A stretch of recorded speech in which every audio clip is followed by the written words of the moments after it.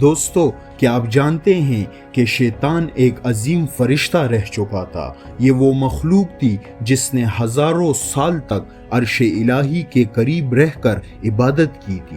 اس کا اصل نام عزازیل تھا۔ اس کے پاس وہ مرتبہ تھا جو کسی اور فرشتے کو نہیں ملا تھا، لیکن صرف ایک غلطی، ایک تکبر نے اس کی ہزاروں سال کی عبادت کو مٹی میں ملا دیا۔ آج ہم شیطان کی صرف زندگی نہیں بلکہ اس کی موت کا وہ آخری منظر سنیں گے جب اسرائیل علیہ السلام اس کا سامنا کریں گے۔ یہ واقعہ سن کر آپ یہ جان جائیں گے کہ اللہ کے سامنے تکبر اور نافرمانی کے انجام کیا ہوتا ہے۔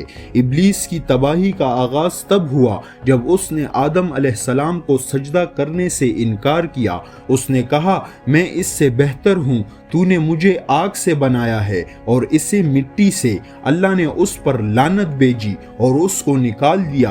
ابلیس نے اللہ سے دو چیزیں مانگی، دنیا کی دولت اور طاقت جو اسے نہیں ملی، دوسرا قیامت تک کی زندگی۔ تفصیل میں لکھتے ہیں کہ اللہ نے اسے مطلق قیامت تک کی نہیں بلکہ اس مقررہ وقت کے دن تک مہلت دی۔ اس کا مطلب ہے وہ وقت جو صرف اللہ کے علم میں ہے، جب سب مر جائیں گے۔ اس مہلت کا اس نے غلط فائدہ اٹھایا اور ہر انسان کے دل میں وسوسے ڈالنا شروع کر دیا۔ اس نے اللہ کو چیلنج کیا کہ وہ انسانوں کو سیدھے راستے سے بھٹکا دے گا۔ قیامت کا وقت شروع ہوگا، پہلے دو سور پونگ دیے جائیں گے، ہر چلتی ہوئی چیز، انسان، جن، حیوان بے ہوش ہو چکے ہوں گے اور پھر مر چکے ہوں گے۔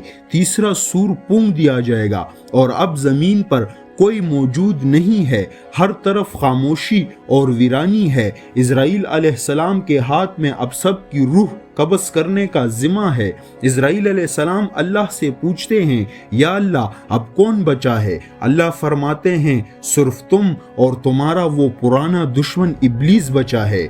ابلیس اس وقت کہیں تاروں کے درمیان یا بہت گہری جگہ چھپا ہوا ہوگا۔ وہ اکیلا ہے، وہ وہی ہے جس نے ہمیشہ تکبر کیا۔ اب وہ اس حالت میں ہے کہ اس کی مدد کرنے والا کوئی نہیں۔ اللہ تعالیٰ اسرائیل علیہ السلام کو حکم دیتے ہیں، جاؤ اور ابلیس کی روح قبض کرو۔ یہ وہی ظالم ہے جس نے میرے دوست آدم علیہ السلام کو تکلیف دی اور میری لعنت کا مستحق بنا۔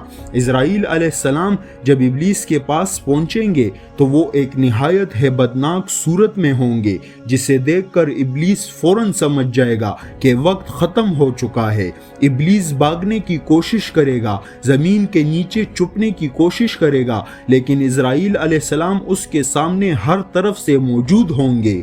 ابلیس ذلت اور شرمندگی میں اسرائیل علیہ السلام سے کہے گا، اے اسرائیل، کیا تو یہاں بھی آ گیا ہے؟ میں تو سمجھا تھا کہ میں بچ گیا ہوں۔ اسرائیل علیہ السلام جواب دیں گے، اے خبیث، تو نے جس موت سے بچنے کے لیے ہزاروں سال کی عبادت برباد کی اور غرور اور تکبر کیا، وہ موت آج تیرے سامنے ہے۔ میں وہی اسرائیل ہوں جو اس وقت تک صرف اللہ کی رضا کے لیے کام کرتا رہا ہوں۔ اور اسی وقت اسرائیل علیہ السلام ابلیس کی روح کو اس کے جسم سے زبردستی کھینچ لیں گے۔ ابلیس کی وہ آخری چیخ اتنی دردناک ہوگی کہ پوری کائنات گونج اٹھے گی۔ ابلیس کی موت کے بعد اسرائیل علیہ السلام اللہ کے سامنے حاضر ہوں گے۔